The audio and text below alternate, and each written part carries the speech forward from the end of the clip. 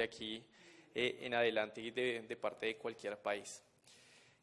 Hoy les queremos compartir unos casos específicos, digamos que complementan mucho la presentación anterior y que tiene que ver con la integración de diferentes innovaciones. Y este caso particular lo escogimos precisamente, y como vamos a ver ahorita, por unas características específicas que pueden contribuir bastante al desarrollo del tema. La presentación se desarrollará más o menos en 4 o 5 secciones, una muy introductoria como el contexto general de Colombia Compra Eficiente, como agencia reguladora o ente rector del sistema de compras públicas en Colombia, un tema de la presentación de qué es lo que vamos a hablar y en específico de qué problemática vamos a tratar, un marco normativo y posteriormente una serie de pasos explicativos de qué es lo que estamos tratando. Al final vamos a hacer un recuento muy breve de un proyecto piloto que estamos manejando actualmente con varias entidades del Gobierno Nacional. Lamentamos pues habernos perdido las presentaciones de esta mañana, esperemos que no estemos pues tan desalineados con lo que dijo Elena, con lo que dijo Víctor Hugo, Xiomara y demás. Entonces, pues nada, cualquier cosa, pregunta, súper bienvenido a los comentarios o preguntas que tengan al respecto. Procesos de compra con diálogo y negociación, el caso Colombia. A manera de contexto, tenemos que en Colombia, estas son cifras de 2017, cerca del 13% del Producto Interno Bruto pasa por el sistema de compra pública. Esto que nos dice, tal como lo ha resaltado el BID muy frecuentemente, usualmente el Estado es el mayor comprador de la economía. Sus acciones determinan e influyen lo que pasa en los mercados privados de bienes o servicios que utilizan para su funcionamiento.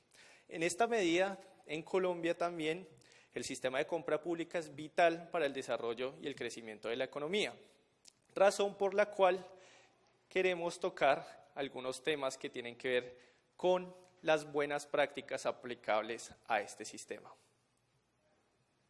¿Qué es Colombia Compra Eficiente? Como les contaba ahí, para hacerles un resumen muy breve, Colombia Compra Eficiente se creó en 2011 a través de un decreto ley, actúa como ente rector del sistema de compra pública. Entre sus múltiples funciones tiene una y es establecer lineamientos y buenas prácticas para que las entidades estatales mejoren sus procesos de abastecimiento.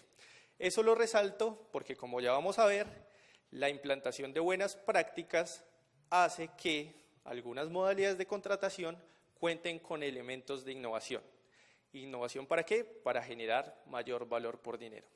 Entonces ahí, como muy rápidamente, algunas de las funciones de Colombia Compra Eficiente.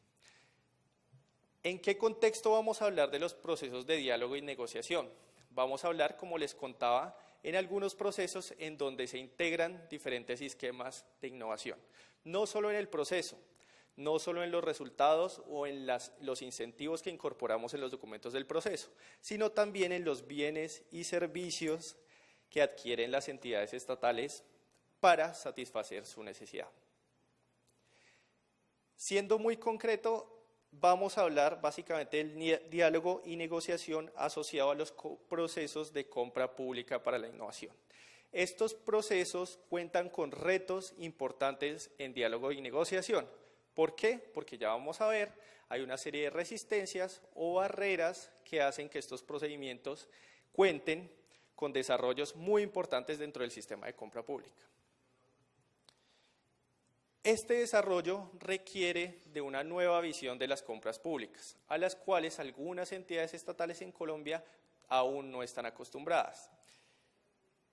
¿Esto también qué implica? Que el desarrollo de estos procesos debe ser de manera gradual, de manera que sea paso por paso y las entidades logren superar todas las barreras que ya vamos a ver.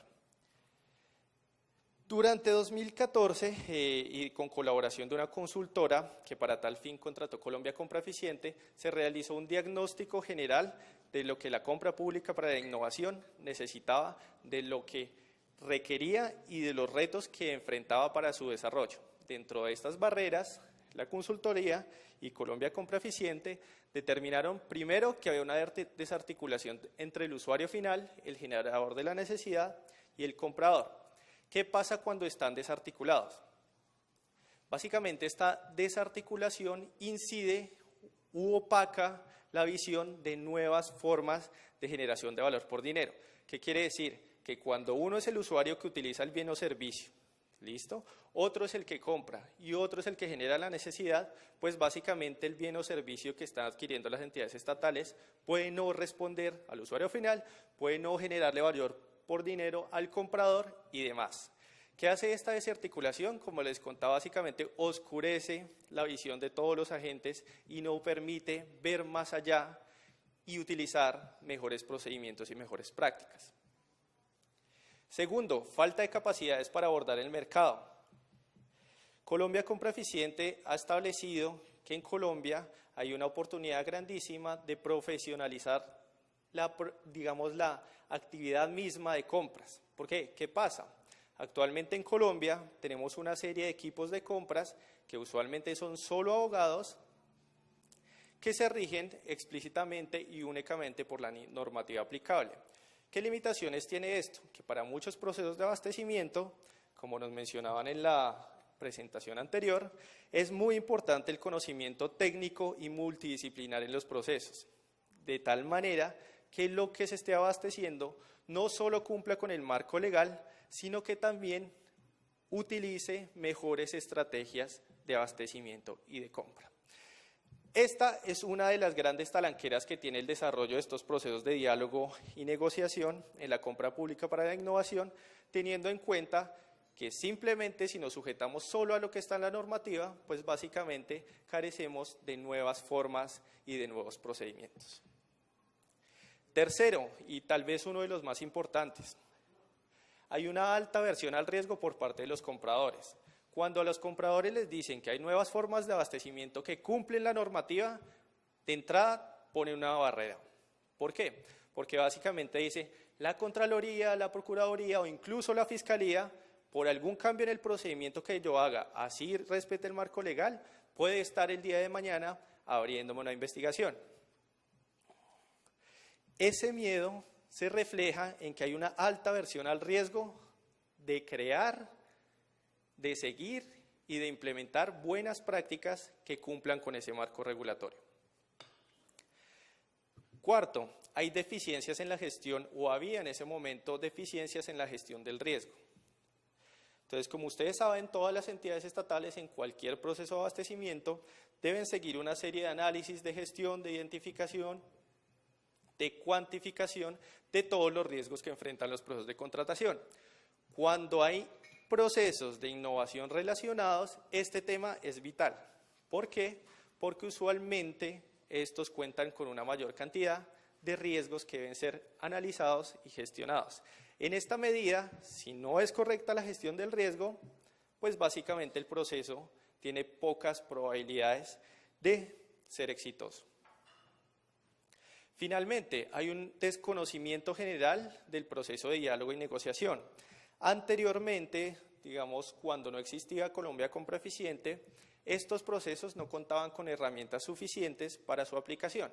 ¿Qué quiere decir? Que las entidades tenían que buscar la normativa, establecer como más o menos la jurisprudencia que había al respecto y seguir una serie de procedimientos. No necesariamente seguían una serie de buenas prácticas. ¿Esto qué implica? Que básicamente esa falta de herramientas pues no brindaba la posibilidad real para que las entidades estatales adelantaran procesos de este tipo.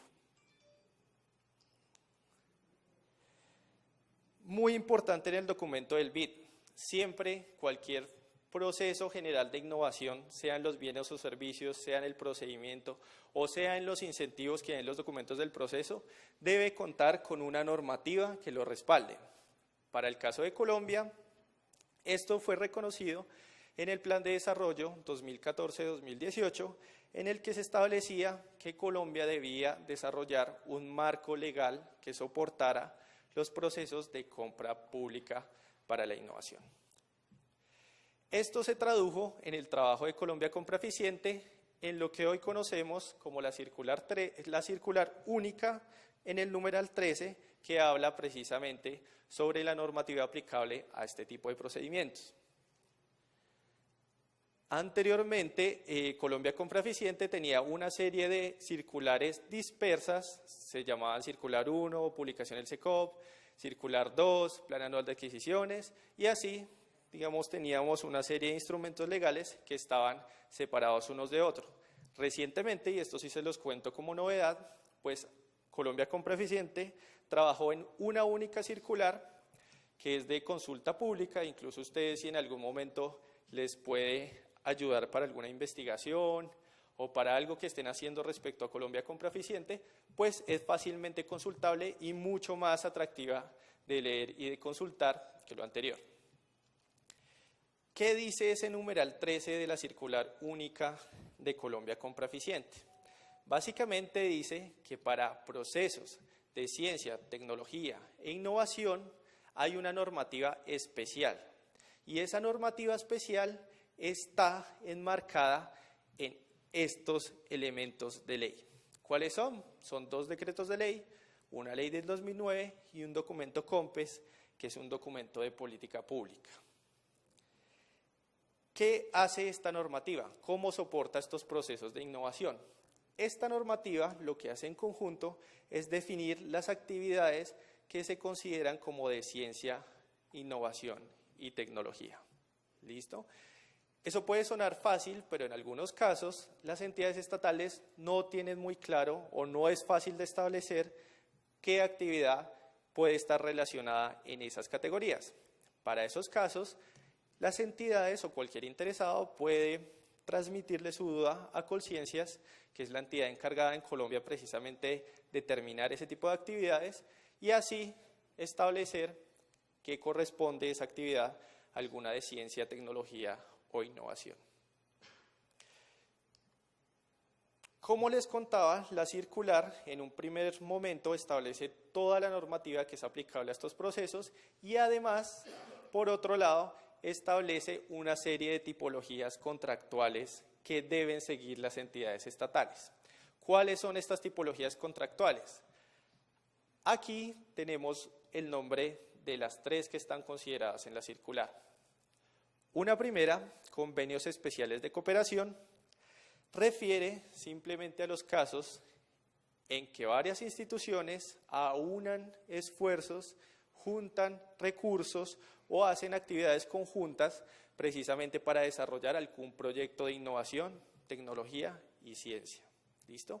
Esto puede incluir financiamiento y esto puede incluir gestión y gerencia de ese proyecto. 2, contratos de financiamiento. Como su nombre lo dice, es buscar a un tercero para establecer los recursos necesarios para el desarrollo de esa innovación. Tercero, contratos para la administración de proyectos. Aquí se trata de precisamente determinar un tercero idóneo que permita la gerencia y administración o incluso financiamiento de alguno de estos proyectos. ¿Preguntas hasta aquí? A manera de resumen, estamos en el marco normativo que posibilita el desarrollo de estas actividades. Bien. Adicional a esa circular, digamos, a todo este proceso legal y al esclarecimiento de dicho proceso, Colombia Compra Eficiente tiene a disposición de cualquier interesado en Colombia, pues también en el exterior, de una guía aplicable a este tipo de procesos. En esta guía hay una parte que es la que está mostrando el slide, que muestra todo el procedimiento que debe seguir cualquier proceso de compra pública para la innovación. Y aquí reitero, no estamos hablando solo de la adquisición de bienes o servicios novedosos, sino la novedad en el procedimiento que se sigue y en los incentivos que se involucran. Como ustedes pueden ver en el slide, tenemos 3 grandes etapas. 3 grandes etapas que se van a aplicar a una modalidad que en Colombia, pues tal vez muy seguramente en otras jurisdicciones, se conoce como contratación directa. ¿Por qué les hago énfasis en eso? Porque la presentación anterior tocaba el punto de licitación con diálogo y negociación.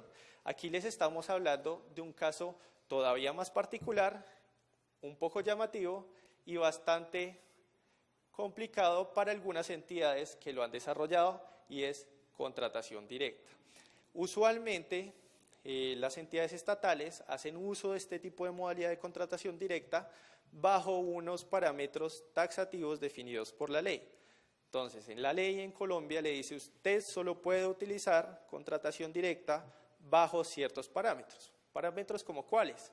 Como urgencia manifiesta, como no hay otro proponente o empresa que pueda suplir ese bien o servicio, entre otros. Una de esas causales es precisamente el desarrollo de actividades de ciencia, tecnología e innovación. Ahora, ¿por qué es importante enfatizar que esto es una contratación directa?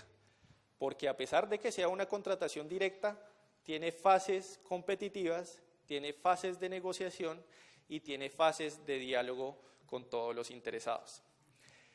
Esto no ha sido un tema fácil de desarrollar en Colombia. ¿Por qué? Porque, como les contaba, hay una aversión al riesgo precisamente para los compradores públicos de ir un poco más allá de simplemente lo que dice la norma. Entonces, si la norma dice que la contratación directa debe aplicarse en alguna de estas causales y además se hace un estudio de mercado, se dice por qué y se contrata, aquí Colombia Compra Eficiente les está diciendo usted tiene que hacer mucho más. ¿Va eso en contra de la normativa? No. ¿Complementa la normativa? Sí. ¿Cuál es el objetivo realmente de todo esto? El objetivo de todo esto es precisamente mejorar en eficacia, en eficiencia, en trazabilidad, en transparencia y, a manera de resumen, en valor por dinero. Esto, como ustedes pueden ver así a nivel general, tiene un esfuerzo mayor de lo que sería una contratación directa normal, ¿verdad? Porque mientras que en la contratación directa normal hacemos el estudio de mercado, justificamos, hacemos el contrato, aquí tengo que seguir muchos más pasos.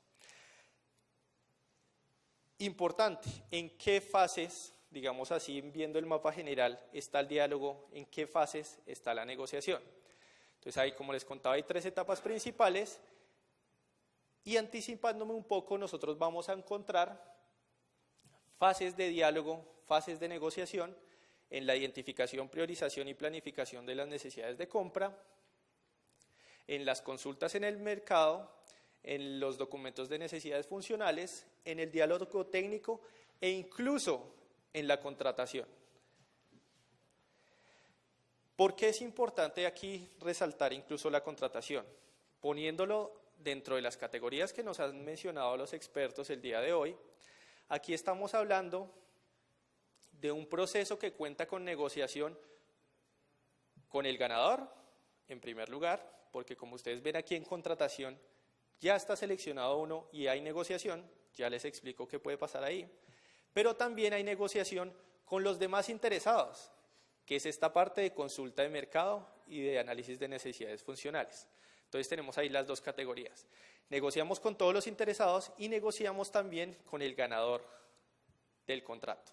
Ya vamos a ver detalles específicos de qué.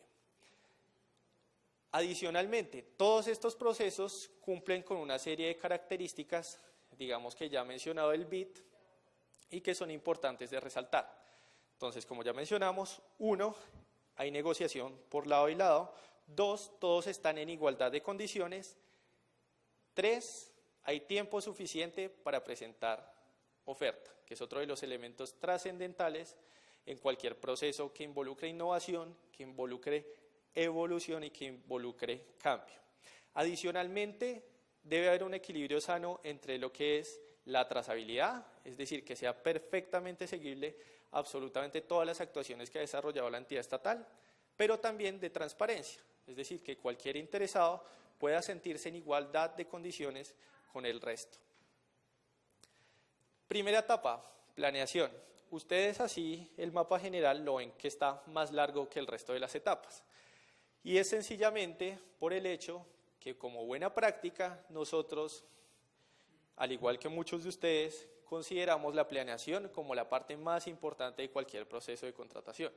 ¿Por qué? Porque básicamente en este proceso de planeación nos ahorramos los dolores de cabeza, nos ahorramos los litigios, nos ahorramos los problemas contractuales y hacemos la mejor generación de valor posible en los procesos de abastecimiento. El primer paso de esa planeación es definir el equipo del trabajo, y esto tiene que ver con una de las barreras que les mencioné al principio. ¿De qué debe estar compuesto un equipo de trabajo de compras según nuestras recomendaciones? ¿Debe haber abogados? Claro que sí, son de los más importantes de nuestros equipos. ¿Debe haber economistas o ingenieros industriales o administradores de empresas? También, porque precisamente da el sustento económico de todas las negociaciones. ¿Debe haber expertos particulares de temas como obra, dragado y demás que ya vimos? También lo debe haber. La definición de esos roles es fundamental para que un proceso que involucre innovación, como sea que la estemos entendiendo, tenga éxito. Segundo, identificar, priorizar y planificar las necesidades de compra. Es importante que la entidad estatal aquí, y digamos que siempre es lo que manifestamos con las entidades estatales, establezca qué es lo que necesita en términos funcionales. ¿Qué es lo que necesita? No es necesariamente yo necesito un barco que haga el dragado de tal forma. No, sino simplemente yo necesito que el río Magdalena sea navegable para poder cambiar el sistema de transporte tradicional, que es por tierra, por carretera y a través de camiones en Colombia, que es costoso desde muchas perspectivas. Lo que necesito es la navegabilidad. Entonces, este proceso de identificación, priorización y planificación de las necesidades es precisamente llegar, entender qué es lo que necesito a nivel funcional, categorizar qué tan importante es para la entidad estatal y para la política pública que tiene que desempeñar, priorizar y escoger qué es lo que requiero. ¿Listo? Fundamental en cualquiera de estos procesos. Tercero, elaborar documento de necesidades funcionales. Con todo ese estudio en el que sacamos estadísticas, en el que hicimos estudios, en el que hicimos reuniones con expertos, nos vamos al mercado. Y ese ir al mercado es precisamente contarle, necesito o requiero satisfacer cierta necesidad. ¿Por qué recurrimos al mercado desde esa fase tan temprana? Incluso antes de la consulta al mercado. Porque básicamente el sector privado es el que sabe cómo se puede satisfacer esa necesidad. Innovación, 1, en esa consulta y diálogo previo. 2, en lo que el sector privado nos está dando como solución para satisfacer esa necesidad. Una vez se ha establecido un solo documento con necesidades funcionales, ya nos reunimos con el sector privado, ya sabemos un poco más qué nos puede ofrecer el mercado, sabemos si un proceso de estos aplica, no aplica, puede tener éxito o no, pasamos a consultar directamente con todo el resto de interesados. ¿Esto qué significa? Que ya nos reunimos con unos expertos precisamente para conocer más, pero ahora le vamos a decir al mercado general, esto es lo que necesitamos, esta es la necesidad que tenemos como entidad estatal. ¿Listo? Que ahí hay otro proceso de diálogo abierto. Ese diálogo es abierto precisamente porque tiene que ser transparente, es decir, cualquiera que me pregunte como entidad estatal, ¿con quién se ha reunido usted? Yo tengo clarísimo con quién, en qué fecha, cómo y qué tratamos en esa reunión. Y conocemos un poco más acerca de las posibilidades de satisfacción de esa necesidad. Una vez definimos eso, salimos al mercado a decir, este es nuestro reto, ¿listo? Y el reto es en términos de cómo sector privado usted va a satisfacer mi necesidad teniendo en cuenta esto que es lo que tengo, ¿listo? Y esa es otra parte, precisamente decirle al mercado, dígame cómo usted cree que se puede satisfacer esta necesidad. Esto da paso a una etapa importantísima que es la etapa de diálogo técnico que ustedes ven al final.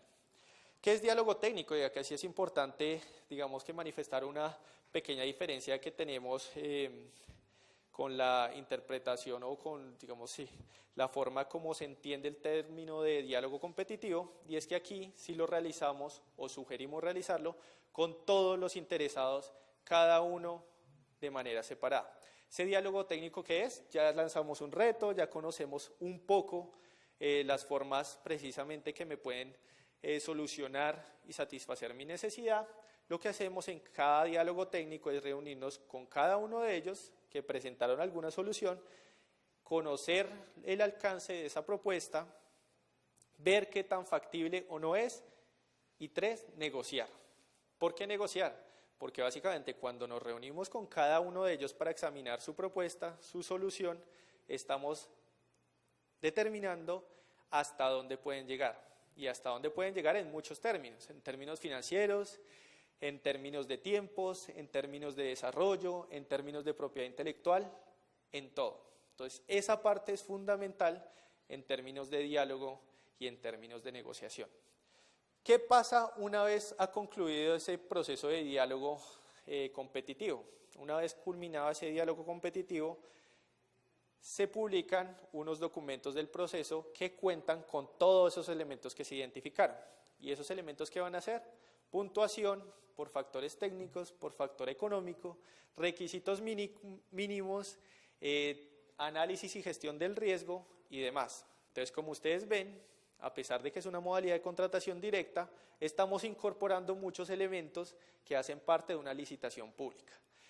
Esto no ha sido fácil, digamos, de implementar y de conocer por parte de las entidades, porque consideran precisamente que les están hablando de una serie de requerimientos que no son obligatorios para el caso de contratación directa.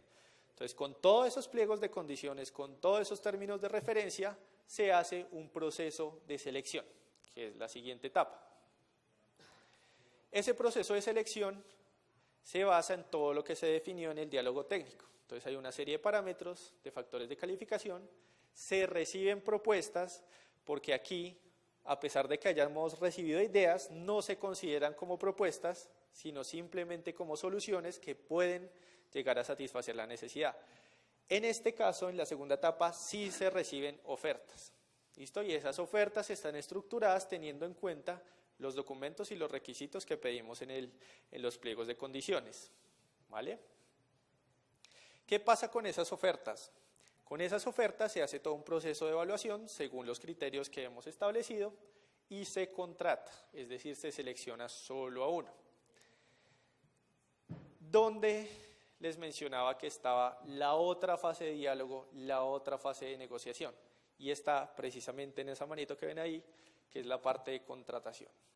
Ya alguno quedó elegido por los criterios que establecimos, ¿verdad?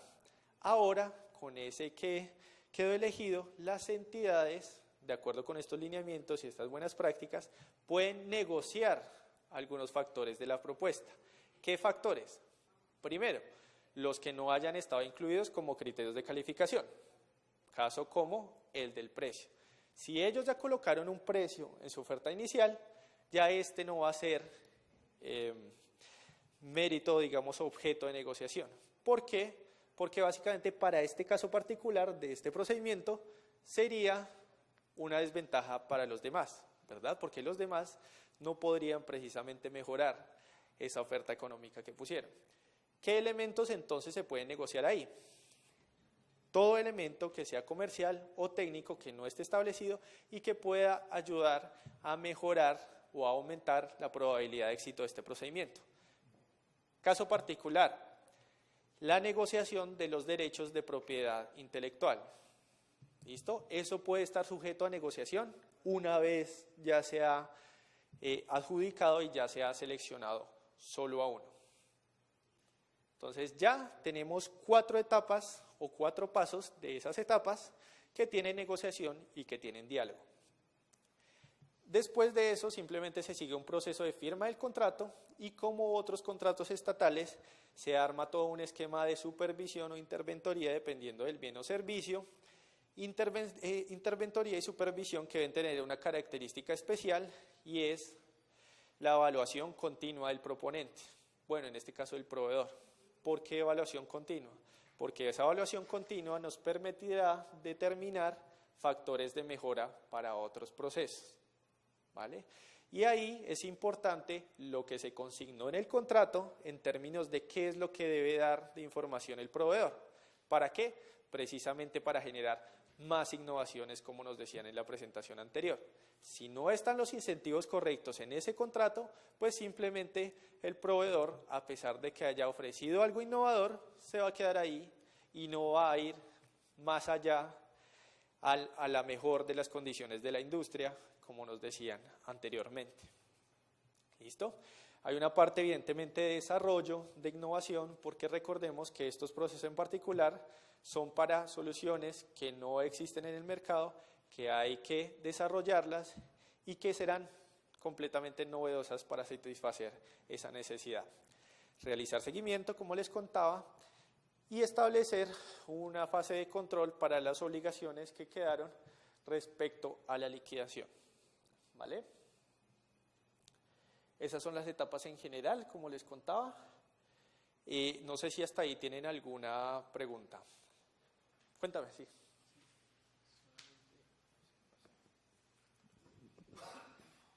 Tú mencionabas que hay contratación directa allí en ese proceso. A ver, si hay estos espacios de negociación con varios proveedores, se reciben varias ofertas, ¿dónde es que ustedes, digamos, relacionan esto con una contratación directa? Porque suena un poco contraintuitivo, ¿no? Totalmente, y ese es uno precisamente de las resistencias de las entidades estatales. Entonces, lo relacionamos con contratación directa primero porque la norma lo establece, y esta norma lo que establece es que para cualquiera de estas tipologías contractuales, excepto la primera, que es convenios especiales de cooperación, directamente o inmediatamente aplica contratación directa. ¿Listo? Entonces, lo que está haciendo es por ley contratación directa. ¿Listo? Para ese aplica otro. Sin embargo, Colombia Compra Eficiente, pues que dentro del desarrollo de sus funciones, así como en otro caso que ya les cuento, determinó que así sea contratación directa, debe haber una fase competitiva. Y eso ya es como, esta es la buena práctica. Realmente no hay una obligación legal que le diga a entidad, usted si va a hacer uno de esto, un proceso de este tipo, tiene que hacer un diálogo competitivo. Sin embargo, Colombia Compra Eficiente le dice, para generar valor por dinero, lo mejor es que usted lo haga. Y lo haga en especial en estos casos que usted no conoce y que de hecho nadie conoce, cuál va a ser la solución innovadora, diferente, nueva, que va a satisfacer. No sé si responde tu pregunta. Sí, es básicamente una clasificación y es para darle entrada a esta modalidad tan particular. Porque de otra manera, si no, tendrías que posiblemente llevarlo a las modalidades tradicionales que están bajo la ley.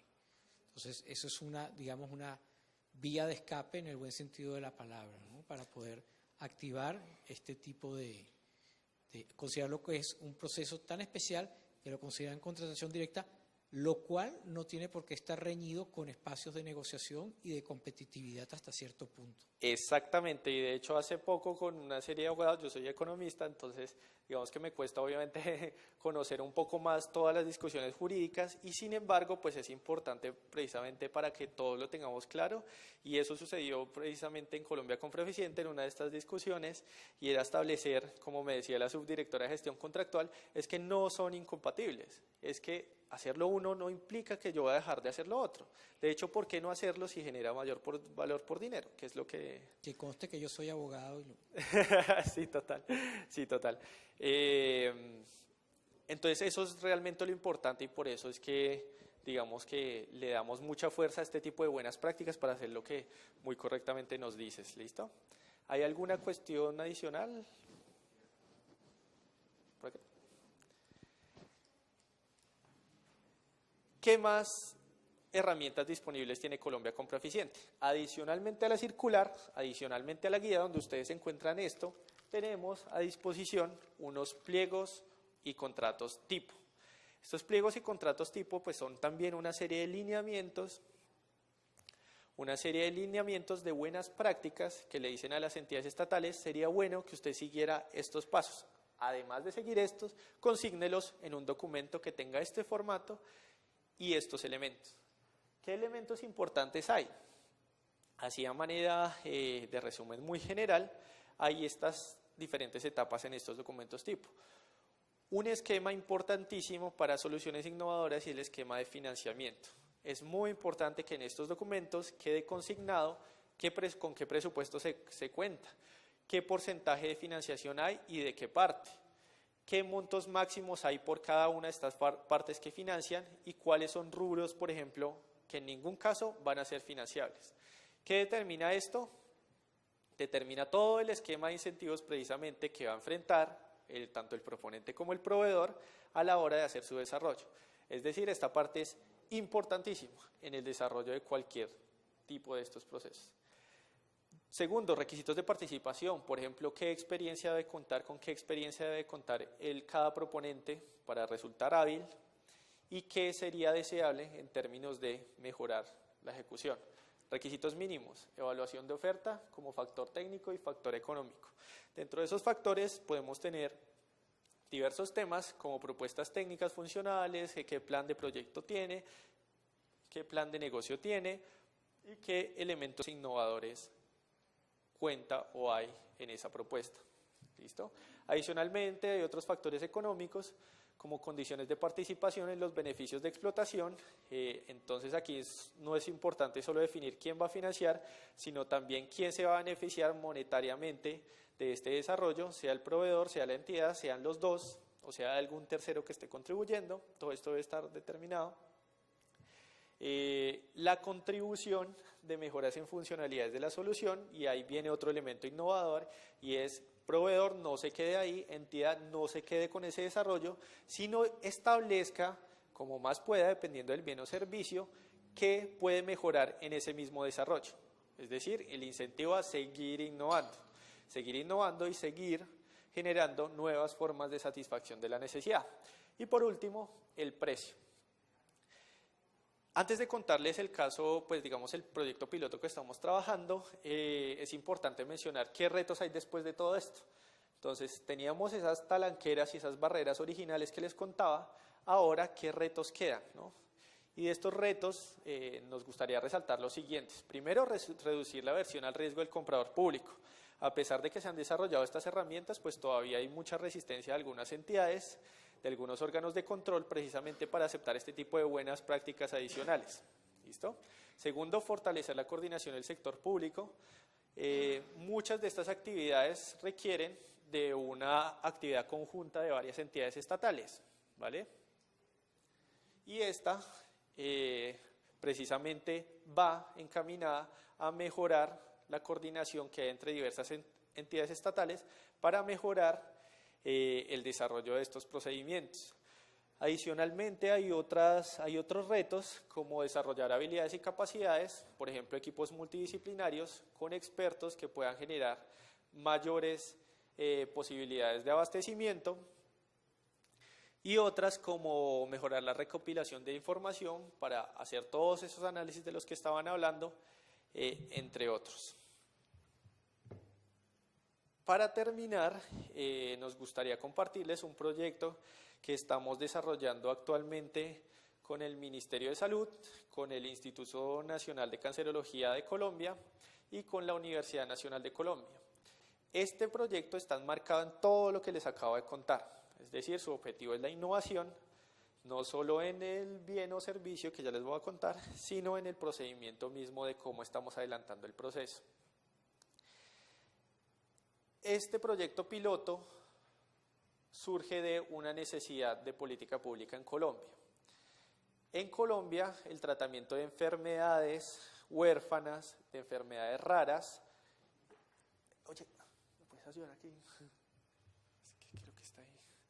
De enfermedades huérfanas, de enfermedades raras o incluso en tratamientos oncológicos, la solución hasta ahora ha sido o medicamentos con síntesis química, que son los tradicionales, o medicamentos biotecnológicos. Estos medicamentos biotecnológicos, pues ustedes sabrán, son medicamentos desarrollados a partir de una base biológica.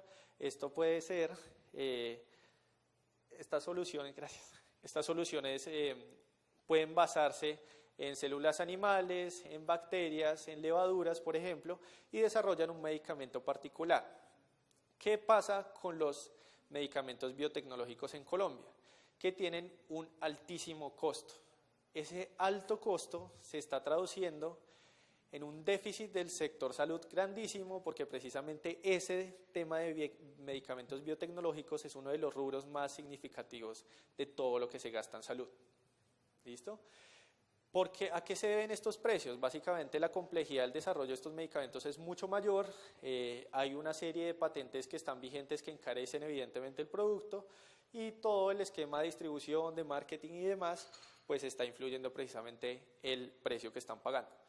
Usualmente estos medicamentos no están incluidos en el plan obligatorio de salud, que quiere decir que cualquier EPS no está obligada a dar esos medicamentos.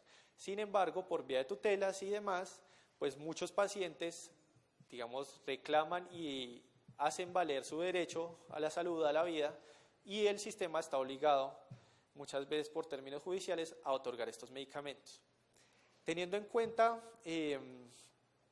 esta problemática, el Instituto Nacional de Cancerología y el Ministerio de Salud, junto con la Universidad Nacional, propusieron a Colombia Compra Eficiente acompañarlos a realizar un proceso de compra pública para la innovación. ¿Cuál era ese proceso?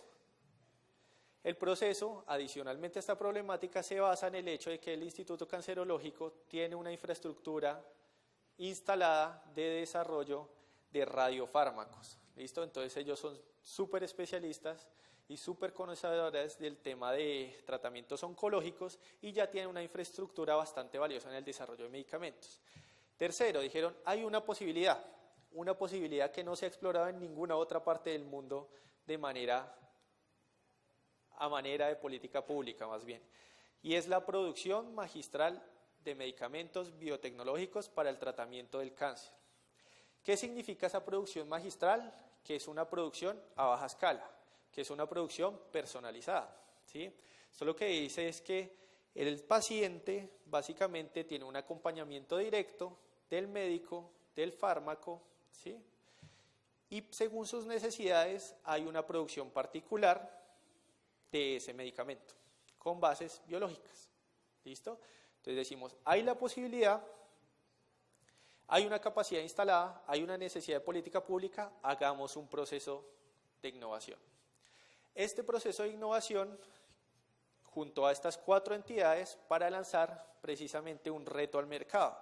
Ese reto al mercado surgió de todas esas mesas de diálogos, de todas esas consultas con el mercado y de todas esas identificaciones de necesidades. ¿Listo? Entonces, después de todas esas etapas que les conté en la parte de planeación, hasta antes de la última, se determinó que el reto debía ser esa producción magistral a un menor precio del que está en el mercado y con una serie de condiciones técnicas.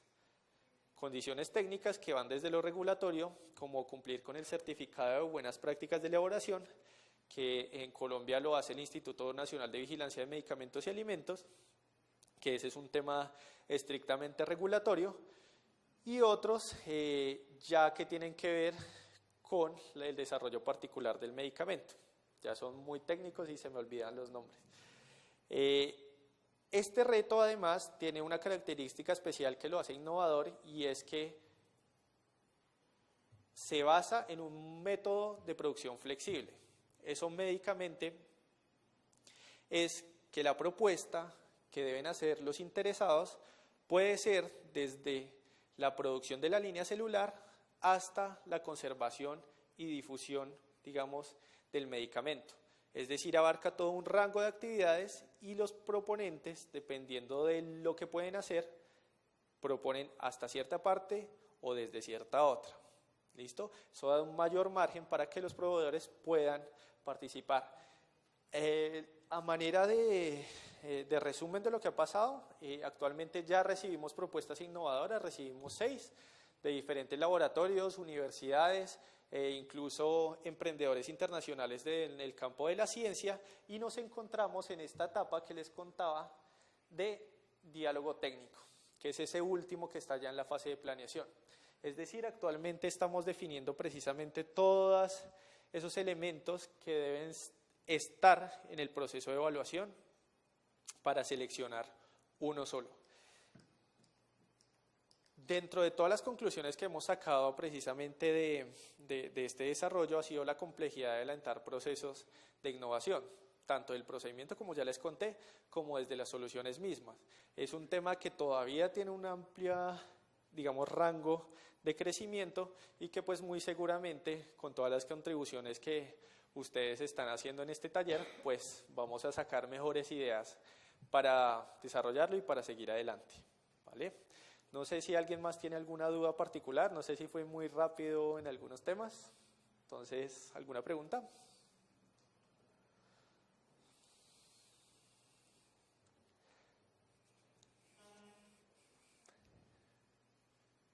Sí, cuéntame. Puede también decantar fácilmente esto en un proceso de licitación. Entonces, atendiendo un poco a la aversión al riesgo que tienen los compradores, precisamente por las rigideces un poco legales de poder justificar una compra directa, no veo lo estrictamente ligado de la compra de innovación con una contratación directa. Creo que puede hacerse también por un mecanismo de licitación. Gracias por la pregunta. Bueno, en ese caso ya es más un tema legal que digamos que está en la ley, en la 1150 en particular, en el artículo 2, que estos procesos asociados como al desarrollo de ciencia, tecnología o innovación deben hacerse por contratación directa. Digamos que ya es más un tema de que la ley lo dice así. Sin embargo, pues precisamente para adquirir todas esas ventajas que tú nos mencionabas, Colombia Compra Eficiente dice, a pesar de que sea una contratación directa por ley, incorpore todos estos procedimientos que puede tener una licitación pública y que hacen efectivamente que obtengamos mejores resultados, tal cual como nos los dices tú. ¿Listo? Sí. Hola, muchas gracias por tu presentación. Felicitaciones por el intento de implementar la compra innovadora.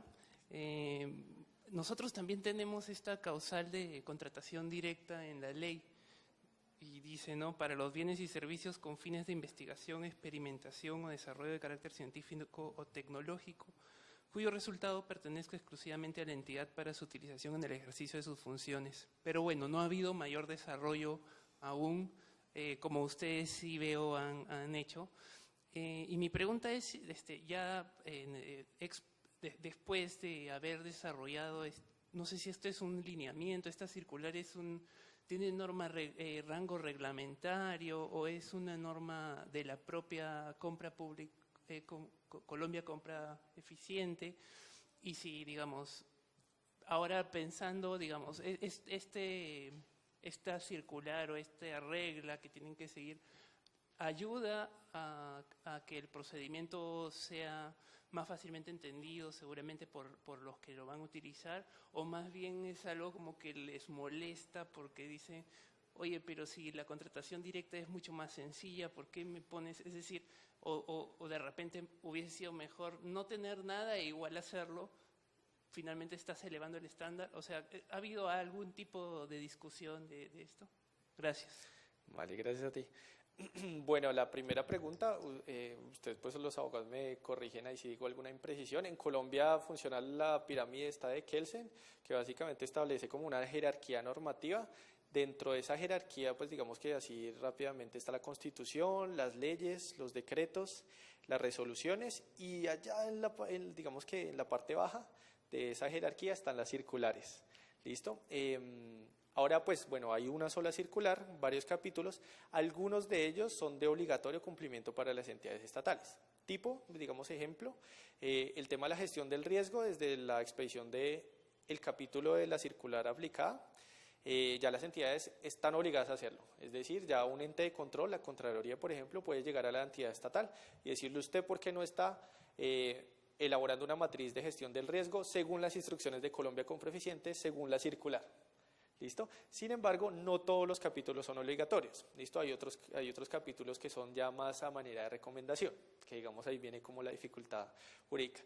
Para este tema de innovación, este sí es uno de los obligatorios. Pues, respecto a la segunda pregunta, sí han habido muchas discusiones. Realmente, como les contaba, incluso al interior de Colombia Compra Eficiente, cuando en algún momento compartimos esta política con otra sección de la entidad, también hubo como la misma resistencia. Son súper importantes ese tipo de discusiones porque precisamente uno se da cuenta de qué dificultades puede tener e incluso de qué limitaciones puede tener este tipo de enfoque. A manera general, pues muchas entidades la han visto como una complicación sobre algo que no debería estar, tal como no lo dices tú, precisamente porque hacer todo este tipo de investigación, de diálogo, de trazabilidad, pues no es sencillo, especialmente para estos bienes y servicios que son más complejos por naturaleza. Entonces, sí han habido discusiones, sí, bastantes, pero digamos que estamos avanzando en una cultura un poco más abierta a que se incorporen buenas prácticas, no obstante las limitaciones, digamos, que haya en la ley. Entonces, siempre respetemos la ley, pero démonos cuenta que hay mejores formas de hacerlo. Esto también incluye objetivos secundarios de política, como recientemente pues publicamos unas guías de compras públicas sostenibles, de generación de competencia en las compras públicas, y todo esto le pone una serie de prácticas adicionales que muchas entidades no lo toman bien, pero que sin embargo pues nosotros nos mantenemos y los órganos de control ya nos apoyan mucho en eso, que ayudan a generar mejores resultados y más transparencia y demás. Gracias por tu pregunta. Previo a emitir la circular, ¿tuvieron algún tipo de conversación, discusión con Contraloría o con otros entes para ver cómo lo iban a manejar? Porque siempre existe resistencia de parte de las entidades compradoras. Sí, gracias por tu pregunta. Y no solo en este tema, sino en los demás, digamos que nuestra relación con los órganos de control siempre ha intentado ser súper cercana, precisamente para que ellos estén más tranquilos, por un lado, y segundo, para que precisamente le den fuerza a este tipo de cosas que nos interesan al lado y lado. No obstante, hay una complicación que ya es como el sistema legal colombiano, y es la competencia que tienen los órganos de control. Entonces tú tienes allá, digamos, una Contraloría General, unas regionales y luego unas particulares que pueden ir hasta el municipio. ¿Cuál es la complejidad de eso? Que hay algún cierto grado de autonomía de unas frente a otras. Entonces, por ejemplo, la Contraloría General, hemos contribuido mucho con ellos, hemos hecho muchos programas juntos, ya están mucho más conscientes con todas estas buenas prácticas, nos apoyan mucho, pero entonces cuando llegamos a la Contraloría ya municipal, ya tenemos mucha mayor resistencia. ¿Y qué nos dice la entidad del municipio? Pues nos dice básicamente, no, pero es que la Contraloría me dijo que eso no es así. Entonces ha sido algo difícil, sobre todo en ese tema, digamos, ya de gobierno más municipal, de convencer no solo a las entidades, sino a los órganos de control. Pero pues vamos avanzando.